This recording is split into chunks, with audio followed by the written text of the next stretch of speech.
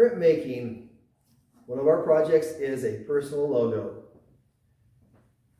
We're going to use a soft linoleum plate, and so it's very small. It's only 2.5 by 3 inches, and so that's not very big. So you have to be concise, decide how you're going to represent yourself in a very small, concise way.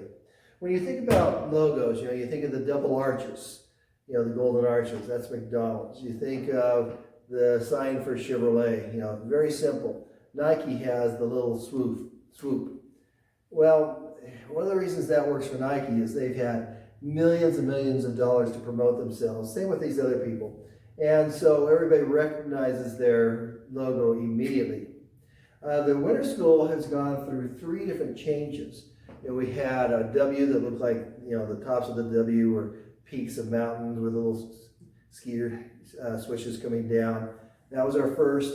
Then they had one that was a world, divided up with the longitudes and latitudes and things. And each space that was created had an image of a winter sport person, very simple graphics.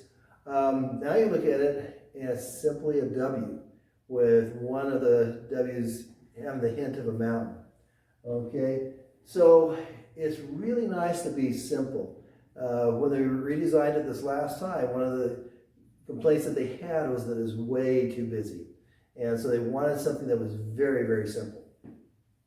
Okay, we don't have the ability to spend millions of dollars to promote ourselves, so sometimes we need just a little bit more involved in our logo to help us promote ourselves, shall we say. And so what are some of the things that you can consider to be involved in your logo? It can be a name. Now my name's rather long, so that, especially my last name has 12 letters, so that probably wouldn't be a good idea for me. Initials, like a monogram, that's very common, and you can use your initials as a design element, build things around it, things like that. But also think about what defines you as an individual. Now, here at the Winter Sports School, everybody is involved in some type of an athletic endeavor. Most of you are winter athletes. We've had a few that were equestrians and dancers and different golfers and different things over the years. But, is your sport what defines you as an individual? Is it something that's going to define you in years to come? You can think of your interests. Everybody has interests. You might like certain things. You might like the outdoors. You might like the mountains. You might like the beach. Interests are things that we just kind of hang on to. And then when we get down to passions, that's something a little bit different. That is something that drives us. For instance, taking care of the earth, ecology, things like that. Is that what drives you? Other things that are very important issues to you, that might be something that drives you. Now, is that something that's important enough to incorporate in your logo? You might consider that.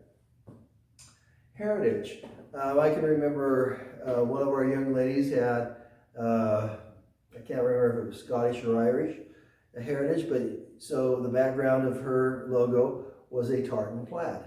And so, if you have something in your heritage that is easy to express in your logo, that's something that you can do. So the main thing is we have a very small space to do this in. Think of simplicity. Eliminate all the extra stuff and come up with something that's very clean, very simple, something that people can recognize very quickly. If it gets too busy, people won't be able to recognize it. People used to use these personal logos a lot. Back when people actually used to read books, and they would have books in their personal library, it was very common to have a stamp that you would stamp on one of the interior pages that would be your nameplate. And so people could open up the book and, oh, this belongs to so-and-so. And so those are things that you can think about. You can use this personal logo to identify things that belong to you, or it can just be a way of representing yourself. I have just a couple examples right now of student personal logos. This one was done by a student whose name, her initials were SF. And so if you look at her world, the continents are S over on this side and F here. And so basically, her logo is the world with her initials in it. This is kind of an interesting little one. She basically took a tree and carved a heart with her initials on it, and that was her logo. So, you know, very, very simple. Now, one of the things I want to talk about is,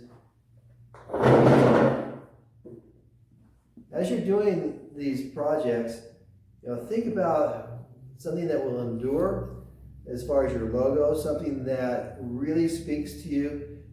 People will look at it and go, oh, that's so much so-and-so. I can see that so easily. And so, you know, find something that will work for you. Now, one other thing I want to talk about, we're still waiting for the inking plates.